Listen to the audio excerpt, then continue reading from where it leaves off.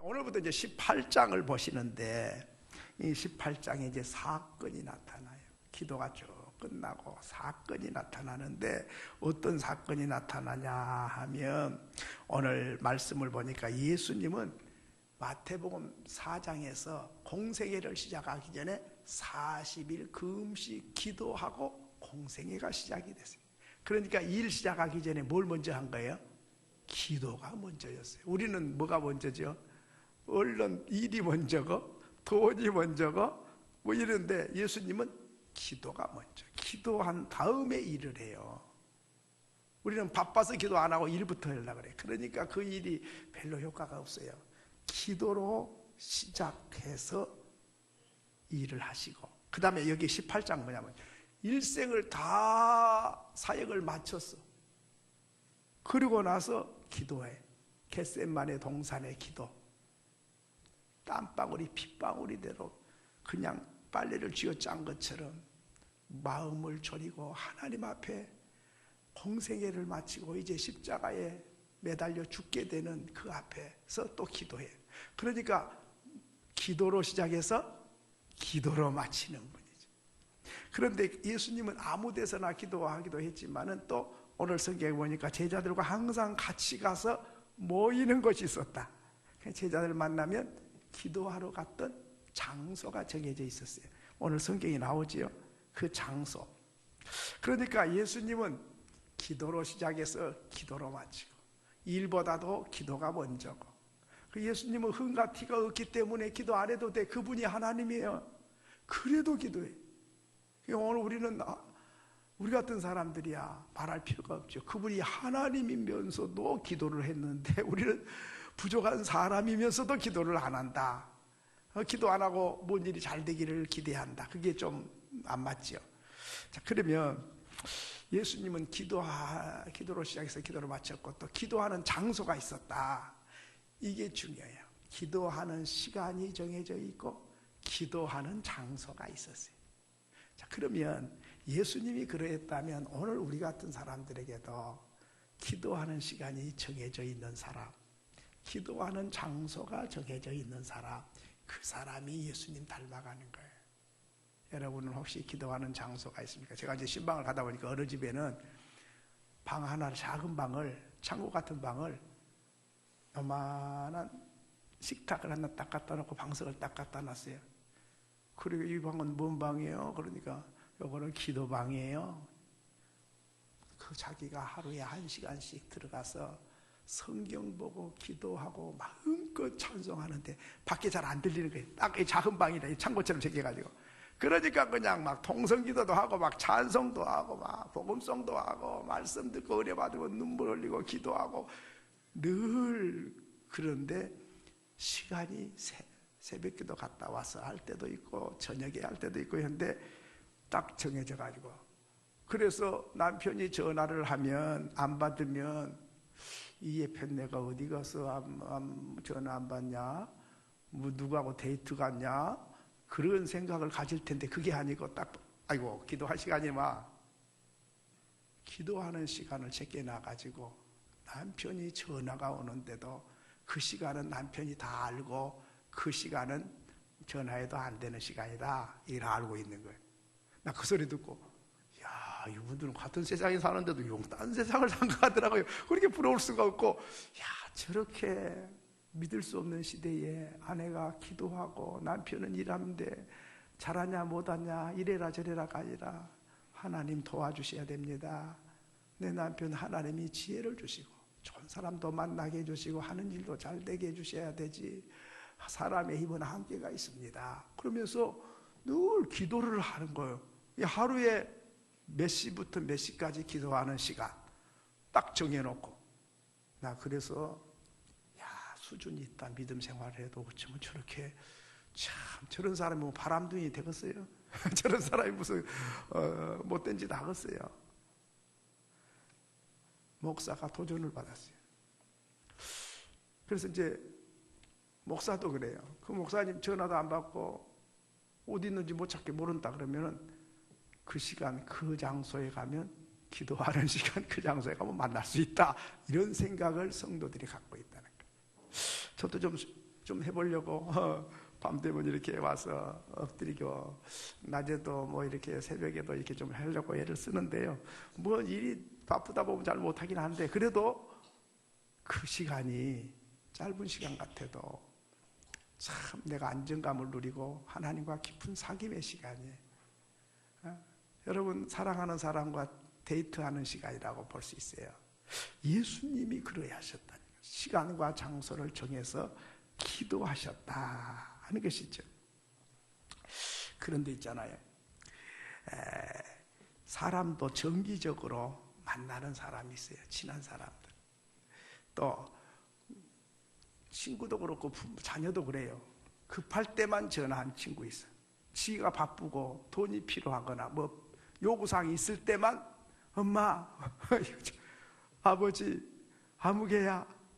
다른 때는 한 번도 전화 한 통화 없어요. 그러면 속 보이잖아요. 아이고, 네 바쁠 때만 전화하냐? 그러면은 그런 친구와는 가까워질 수가 없어요. 근데 별일 없냐? 궁금해서 네가 생각나서 전화했다. 보고 싶어. 네 목소리 듣고 싶어서 전화했어. 그러면 그 사람 마음에 내가 있다는 거잖아요. 그렇죠. 고맙잖아요. 많고 많은 사람 중에 저 사람 마음속에 내가 기억이 나고 나를 생각하고 있었고 전화까지 할 수 있다는 건 참 그만큼 교제를 소중히 여겼다는 거잖아요. 여러분 누가 고맙습니까? 돈다발 갖다 준 사람도 물론 좋지만 잊지 않고 있다는 사실. 잊지 않고 문자 하나 보내줘도요. 뭐 이게 뭐 돈이 드냐, 뭐 성의도 없이 뭐 그런 생각할 수 있어요. 그렇지만은 그 사람 마음이 있으니까 그거라도 보낸 거잖아요. 그거 고맙잖아요. 많고 많은 사람들 중에 내 몰라라는 사람 많아. 그래도 관심을 가지고 있다. 고마운 일 아닙니까? 그렇기 때문에 오늘 우리는 필요할 때만 하나님 찾는 사람이 아니라 친구도 그렇고 자녀도 그런데 늘상 기도 시간이 있어서 하나님과 교제하고 교통하고 하나님 내 마음이 이렇고 상황이 이래요. 어떻게 하면 좋아요? 그러면서 하나님 나 기쁘게 해드리고 싶은데 이런 것 때문에 어려워서 좀 힘들어요. 어떻게 하면 좋아요? 그냥 친구와 대화하듯이 그렇게 친밀한 사람, 그게 믿음이죠. 그런데 그냥 한숨 푹푹 쉬고 걱정하고 근심하고 불안하고 두려워서 벌벌 떨고 있으면서도 하나님 찾을 생각을 안 해. 그럼 있잖아요. 하나님이요, 내가 하나님이라도 그거 원치 않아요. 부모가 있는데 고민하면서도 부모한테 말을 안 해. 지 혼자 고민해. 그거요 불효자식이에요. 좋은 일만 한 게 아니라 어머니 이만 하고 이만 해요. 이렇게 늘 이렇게 교제가 있어야지. 걱정할까 봐서 안 한다 그러면서 그냥 혼자 딱 감싸고 살면 그러면 안 되는 거죠. 오늘 우리가 하나님과 친밀한 사람, 시간과 장소를 정해놓고 때마다 일마다 하나님 앞에 교제하고 주의 음성을 들으려고 그러고 내가 기도하고 하나님이 내게 뭐라고 하시는지 귀를 기울이고 가만히 하나님의 마음을 헤아릴 줄 아는 사람, 이런 사람이 예수님이었고 또 저와 여러분이 그렇게 살기를 원합니다. 여러분 걱정한 사람도 많아요. 근심한 사람도 많고 불안해한 사람도 많고 아파하는 사람도 많아. 그런데 시간마다 엎드려 기도하는 사람이 많지를 않아요. 기도하지 아니하면 분명하고 확실한 것은 걱정하게 돼 있고 불안하게 돼 있고 두렵게 돼 있어요. 그런데 그런 게 없어서 평안한 게 아니라 그것이 하나님께 맡겨. 하나님 이만한데 주님이 좀 맡아주세요. 이런 일이 있는데 이것도 좀 맡아주세요. 다 맡기고 나면 내 마음이 편안하고 이제 하나님께서 맡겼기 때문에 하나님이 해주시기를 기다리고 기대하면 그 사람이 믿음의 사람이지. 그런데 믿음 좋고 열심히 교회 다니고 수십 년 교회 생활했던 사람이 혼자 걱정 다 하고 앉아갖고 한숨 쉬고 두려워하고 떨고 있으면 그게 믿음이 무슨 믿음이요 그게. 오늘 저와 여러분은 그렇게 예수님처럼 기도로 줄을 놓지 않기를 바랍니다. 이게 믿음이에요. 두 번째로는 오늘 4절에 보면 그 당한 일을 아시고, 지금 예수님과 제자들이 기도하는 잘 모이는 장소에 있었는데 가룟 유다가 원수들, 바리새인, 사두개인, 대제사장의 종들과 같이 횃불 들고 망치 들고 예수님 잡으려고 온 거예요. 그 횃불을 들었다는 건데 어두운 밤이라 그 말이에요. 그래 밤에 가룟 유다가 알아. 자기가 제자들과 예수님과 같이 가서 늘 기도했던 장소니까 아마 거기 있을 거다고. 그래서 가룟 유다가 원수들과 함께 짜가지고 예수 잡으러 오니까 어두우니까 안 보이니까 예수를 찾으니까 내가 예수다. 그렇게 돼서 그 자리에서 만난 거죠. 여러분, 이 얼마나 한심스러워요. 3년 동안 제자 훈련 받은 가룟 유다가 기적을 보았고 말씀을 들었고 놀라운 경험을 했는데 지금은 어디 있습니까? 원수들하고 짜가지고 예수 잡아 죽이려고 지금 앞잡이가 돼갖고 예수가 잘 가던 장소에 찾아왔다. 여러분이 가까운 분이 원수가 돼갖고 나 잡으러 망치 들고 횃불 들고 오면 여러분 마음이 어떻겠어요? 배신감을 느끼죠. 뭔 인간이 저런 인간이 있냐. 그동안에 3년이나 훈련시키고 3년 동안 가르쳐서 기적을 봤는데 예수 잘 믿고 하나님 자녀가 됐다 그랬는데 180도 바뀌어가지고 원수하고 짜가지고 예수 잡은데 앞잡이 노릇을 망치 갖고 횃불 들고 앞잡이 노릇을. 예수님 무슨 죄가 있어요? 아무 죄가 없죠.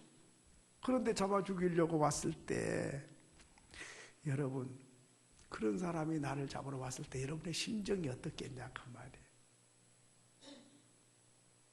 표정이 어떻겠어요? 얼마나 배신감 느끼고 아이고 저것을 제자라고 얼마나 한심스러운 일입니까? 그런데 예수님이 내가 네가 찾는 예수다 이렇게 오늘 본문이 말하고 있습니다. 잡히면 이제 고난받습니다. 잡히면 끌려갑니다. 십자가에 못을 박아 죽이러 갑니다. 그런데 피하지도 않고 도망가지도 않고 핑계대지도 않고 내가 네가 찾는 예수다 이렇게 자기 자신의 정체를 원수들 앞에 밝힙니다. 왜 그랬을까요? 여러분 억울하게 잡으러 왔으면 수수하게 어떻게 그렇게 끌려갈 수 있어요? 예수님께서는 핑계대지도 않고 변명하지도 않고 너희들이 잡으러 온 예수가 나야 자기 자신을 밝혀서 끌고 가도록 하는 거죠. 왜 그랬을까요? 예수님은 사명을 위해서 오셨기 때문입니다.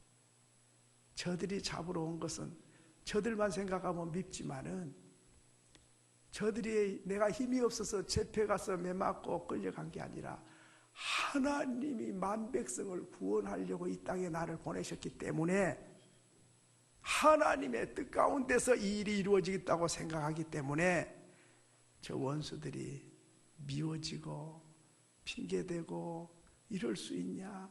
그렇게 안 해요. 왜? 이것이 하나의 사명의 과정이니까. 십자가 지러 오셨거든요. 저와 여러분 구원하러 오셨거든요. 그러니까 이건 당연하다고 생각을 하는 거죠. 그렇습니다. 사명을 위해 사는 사람은 핑계대지도 않고 도망가지도 않아요. 왜? 나는 사명자니까. 사명을 위해 사는 사람과 나를 위해 사는 사람은 전혀 달라요.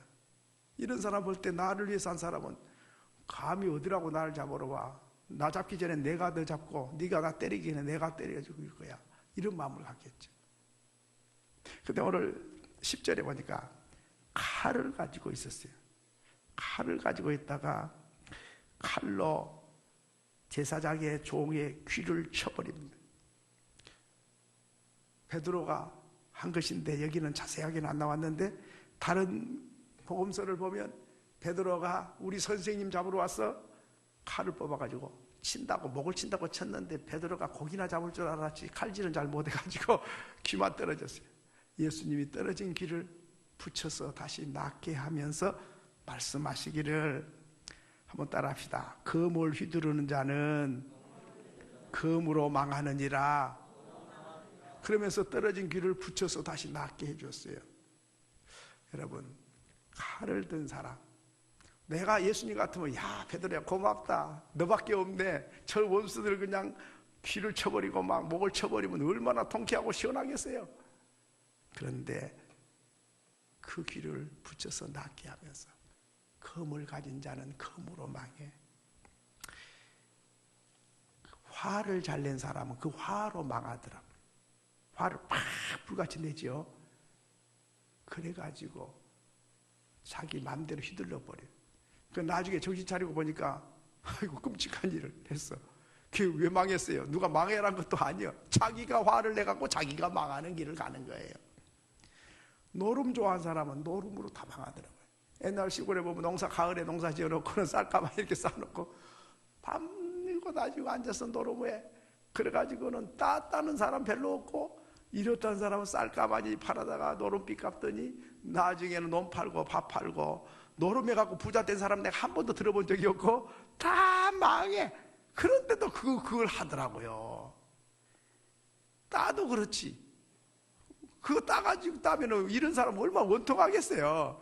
당당하고 내가 벌어도 떳떳하고 다른 사람이 축하할 만 해야지, 남 속 쓰리게 만들고 부자 되면 그게 뭔 진짜 부자가 되겠어요.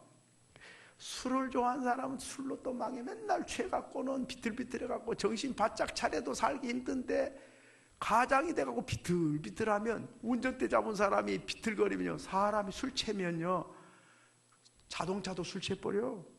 그래서 사람이 비틀비틀하면 자동차도 비틀비틀해. 여기 타고 있는 가족들이 전부 다 삶이 비틀비틀해. 그래 되면 사고 나면 다 가버리는 거예요.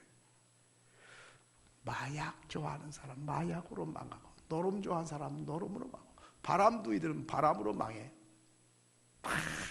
좋아하는 걸로 망해요. 그러니까 누가 망이라고 그랬어요? 아니 정신 바짝 차리고도 살기 힘든 시대에 아니 망조로 가. 자기만 망한 게 아니라 가족도 망한 길로 가요. 가족만 망한 게 아니라 멀쩡히 상대방에서 차 몰고 든 사람 들어받아갖고 멀쩡한 가족을 또 죽여놔. 이게 뭐요 이게. 그러니까 오늘 우리는 참, 저는요 성경 보고 목사가 돼서 이 목회를 하다 가만히 보면 있잖아요. 제가 이제 목회한 지가 45년 되는데요, 한 가지 느낀 게 하나 있어요. 뭐냐면 믿음대로 사는 것이 최고의 복이다, 이 생각을 가져요. 왜냐하면 뭐 대단한 것 같아도 밥 3그릇 먹은 건 똑같고, 또 뭐 취미생활한다 뭐도 한다 보니까 나중에 또 엉뚱한 짓 하고 있고, 또 뭐 알코올 중독자 돼 있고 노름에 빠져 있고, 보면 배울 만큼 배웠는데 어째 인간이 멍청하게 저리 사는가, 그런 생각이 들고, 가난하건 부유하건 뭐 배웠건 안 배웠건 간에 믿음 생활 잘하고 하나님 말씀대로 살라고 애쓰고 참 기도하고 이렇게 사는 분 있잖아요. 가난해도. 그런 분들은요 부자는 아닌데도 마음이 편안하고 기쁨이 있고 만족이 있고 노래가 있고, 아이고 세상 떠나면 천국 갈 준비가 돼 있고, 올바른 가치관이 있고, 건전한 인생관을 갖고 있고, 가정이 얼마나 소중한 것도 알고, 이 철이 든 거예요, 믿음 생활. 그래서 내가 믿음 생활 잘하고 말씀 따라간 사람들은, 야, 하여튼 세상에 다 없어도 믿음만 제대로 돼 있으면 이 사람은 복되게 살 사람이고, 세상 것 다 가져도 믿음이 바닥이고 없으면 뿌리 썩은 나무 같아. 흔들 지멋대로 해. 그래가지고 자기 멋대로만 하면 괜찮은데 다른 사람에게 피해를 주고 가족에게 가슴 아프게 하고 슬프게 하고, 그런 부인들은 아이고 저 인간 따라왔더니 저 인간 때문에 내 인생 다 망했네. 돈이 없어가 아니라 정신 못 차려갖고 바로 못 사니까, 가치관이 병드는 인생이니까 그런 인생을 믿고 따라가야 되니 얼마나 괴로울 인생이에요.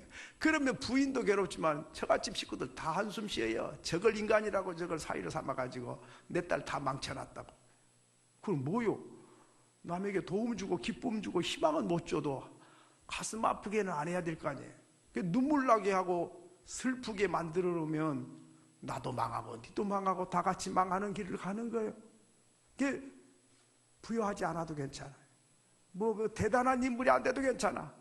참 믿음 잘 지키고 인생이 뭔지, 인생이 어디서 왔는지, 무엇을 위해 살아야 되는지, 인생이 떠나면 어디로 가는지, 하나님이 누구신지, 하나님 내게 뭐라고 말씀하셨는지, 내가 짧은 인생을 어떻게 무엇을 위해서 사는 것이 보람있고 값지고 이 세상 떠나도 나는 후회함이 없고 내 인생 행복했다고 만족했다고, 여러분 고맙습니다. 사랑합니다. 그리고 세상을 떠날 수 있다면 그 사람은 성공자예요.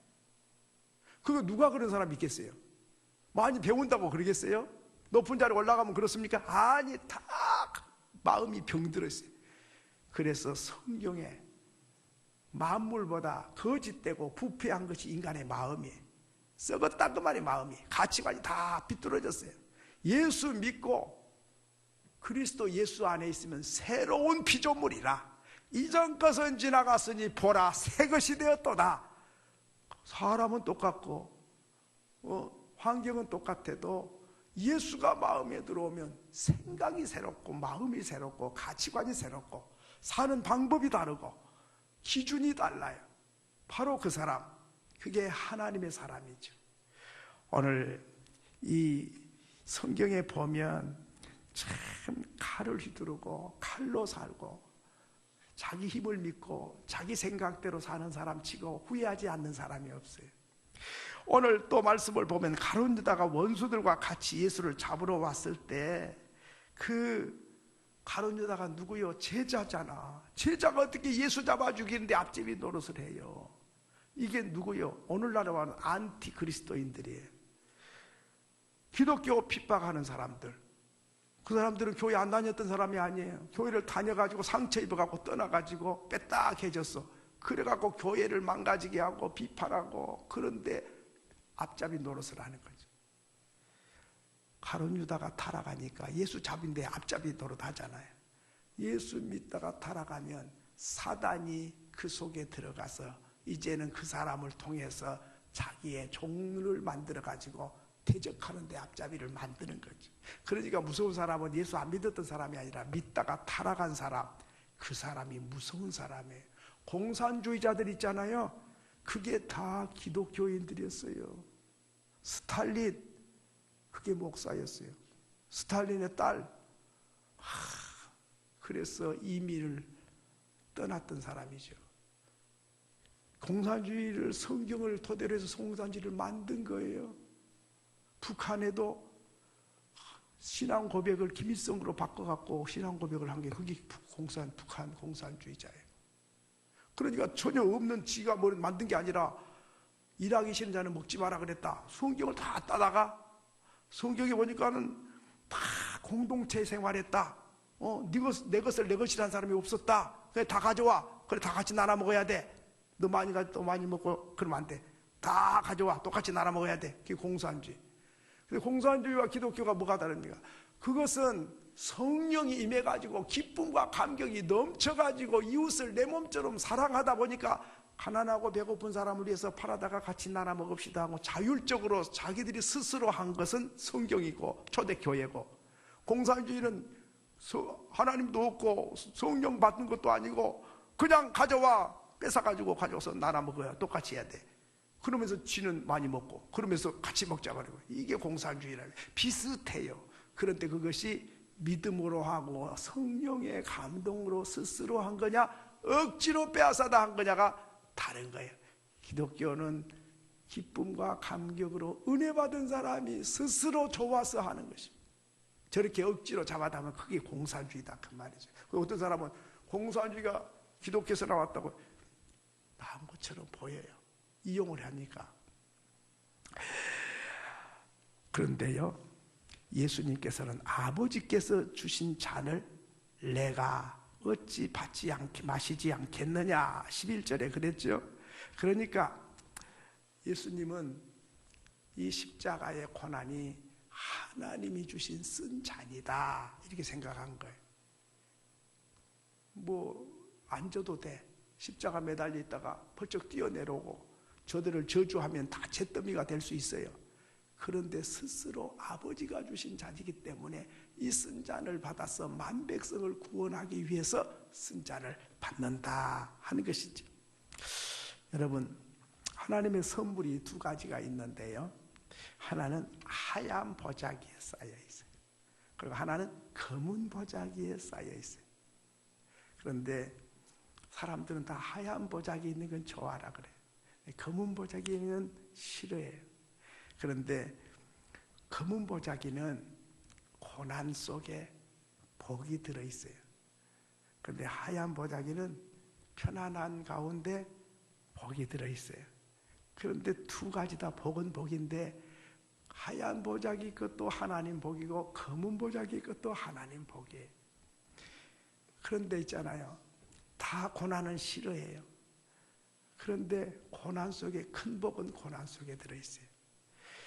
요셉이란 사람 큰 고난 속에 팔려가서 종이 되고 억울하게 감옥 가고 이 검은 보자기에 쌓인 하나님의 선물이 그렇게 돼야만이 총리가 될 수 있으니까 그 보자기 다 싸줬어요. 그런데 만약에 요셉이가 믿음이 없었으면 형님들 이를 부두둑 깔고 저 형님들 복수 않고는 내가 가만히 안 있을 거야. 보디발의 안에 내가 저리 머리채를 잡아 뽑든지 내가 가만히 안 둘 거야. 그렇게 한을 품었으면 그럼 영적인 눈이 밝아졌을까요? 어두워버려. 미움이 쌓이면 영적인 눈이 어두워지게 돼 있어요. 영적인 눈이 어두우면 바로 왕이 꿈을 꿨는데 뭔 꿈을 꿨는지 알 수 있습니까? 몰라. 그런데 형님들의 그 원한과 그 보디발의 아내의 그 악한 괴계가 그렇게 한 맺혀 있질 않아. 왜? 하나님이 나를 보냈다고 생각하지 형님들이 팔았다고 생각하나니까. 사람만 생각하지 않고 그 배후에 하나님이 하셨다고 기억을 해. 내가 감옥에 가서 술 맡은 관원을 만나서 바로왕 앞에 가야 되는데 요셉이가 착한 사람이 감옥 갈 일이 있습니까? 그럼 감옥 안 가지. 안 가면은 왕 앞에 가서 꿈을 해몽할 수가 없죠. 그러니까 그 사람 보디발의 안에 검은 보자기에다 싸가지고 억울하게 해갖고 집어연 거예요. 그래도 한을 안 품으니까 하나님이 뜻이 계셔서 보냈다고 생각하니까 나는 잘 모르지만 여기 보낸 것은 또 저 여인이 보내거나 형님들이 보낸 게 아니라 하나님이 보낸다니라. 여기 뜻이 계셔서 나를 억울하게 감옥에 갇히게 하신 거다. 그러니 내가 몰라도 하나님 뜻이 계실 거예요. 그렇게 믿고 맡기고 기도하니까 영적인 눈이 밝아. 그러니까 아무도 꿈을 알지도 못하고 해몽하지도 못하는 바로왕의 꿈이 환하게 하나님 영적인 눈을 열라고 보여줘 버린 거예요. 7마리가 나타난 것 7년 흉년이 있고 7년 풍년이 있다는 뜻이다. 그러니 풍년 들었을 때 다 먹지 말고 창고에다 곡식 쌓았다가 7년 흉년을 대비하라. 그런 걸 환하게 보여줬단 말이죠. 근데 우리같이 부족한 사람이 억울하게 감옥에 들어앉았으면 그 생각이 들까요? 안 들어. 부글부글 끓여갖고 잠을 못 자. 이가 갈려서. 그러면 보디발 안에 죽기 전에 내가 먼저 죽어버려요. 검은 보자기 속에 쌓여있는 복을 내다볼 줄 아는 영적인 눈이 열려야 돼요. 근데 그냥 보통 머릿속에 생각 갖고는 도저히 그 깊이를 헤아릴 수가 없어요. 성경에 보면 요셉은 하나님이 함께 계시사 억울한 감옥에 있을 때도 하나님이 함께, 종살이 할 때도 하나님과 함께, 팔려갈 때도 하나님과 함께.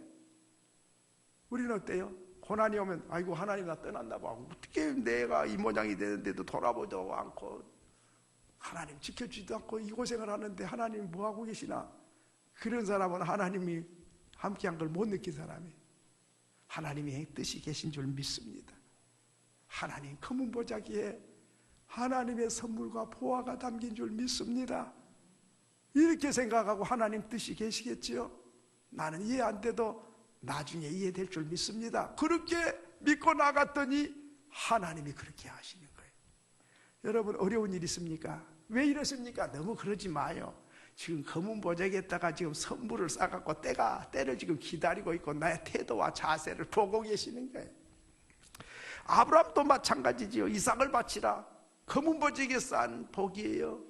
어떻게 아들을 아버지가 바쳐요? 죽일 수가 있어요. 어떻게 목을 쳐서 죽여야 되는데. 그 말이 되는 거예요? 하늘이 무너질 일이지.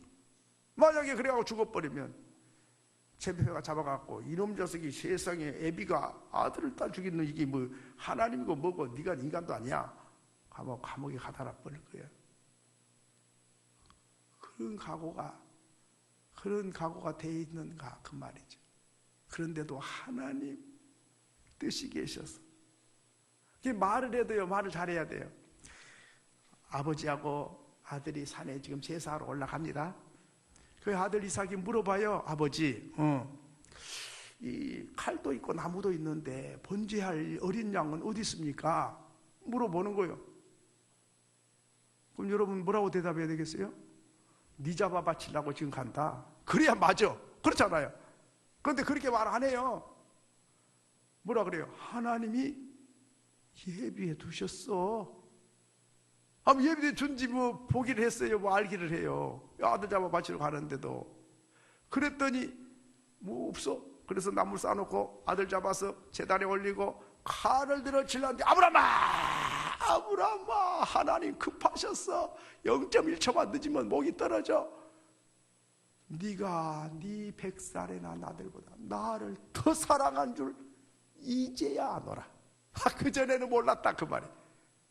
그래 그 아들을 내려놨더니 양 한 마리가 뿌리 숲에 걸려가지고 울고 있는 거예요. 이거 잡아다가 다 바쳤어요. 여러분, 그냥 우연히 한 것 같아도 믿음 있는 사람은 말을 해도 믿음의 말을 해요. 하나님이 예비해 두셨을 거다. 중고 본 적도 없고 약속도 안 했다니까요. 그런데도 말을 그렇게 해요. 네 잡아 바칠 거야 이놈아, 죽을 각오해. 그러지 않았어요.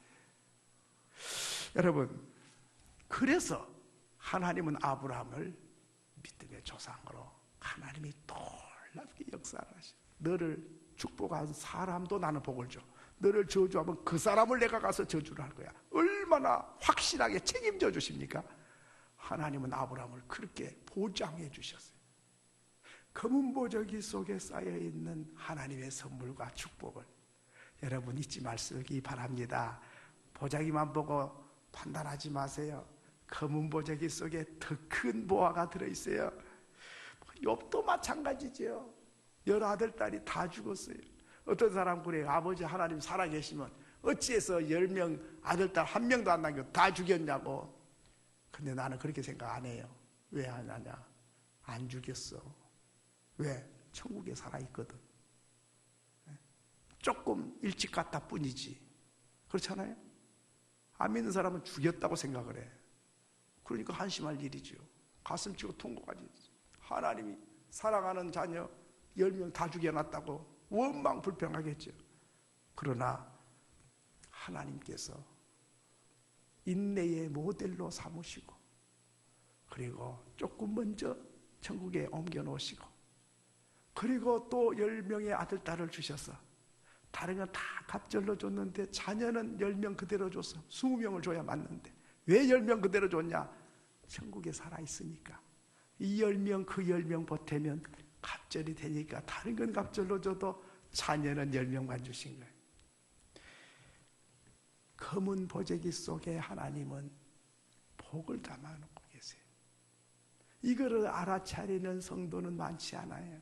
하얀 보재기에 있는 복은 얼른 알아차려요. 검은 보재기는 보이지도 않고 느낄 수가 없어요. 그렇지만은 하나님을 사랑하는 사람은 합력해서 선을 이루시고 하얀 보재기도 있지만은 검은 보재기에 하나님은 놀라운 보화를 쌓아서 안겨주시는 분이시다 하는 것이죠. 예수님은 하나님이 주신 잔을 내가 어찌 마시지 않겠느냐. 십자가의 죽음에 쓴 잔인데도 하나님이 나에게 주신 잔이다. 이렇게 생각한 거죠. 만약에 나 쓴 잔 십자가 안 져. 안 질 수 있죠. 그럼 미안하지만은 부활은 못해. 그리고 부활해도 우리는 구원 못해요. 그 쓴잔 속에 만백성을 구원하는 그 사명을 완수하시기 위해서 그 쓴잔을 받으셨더라 하는 것이죠.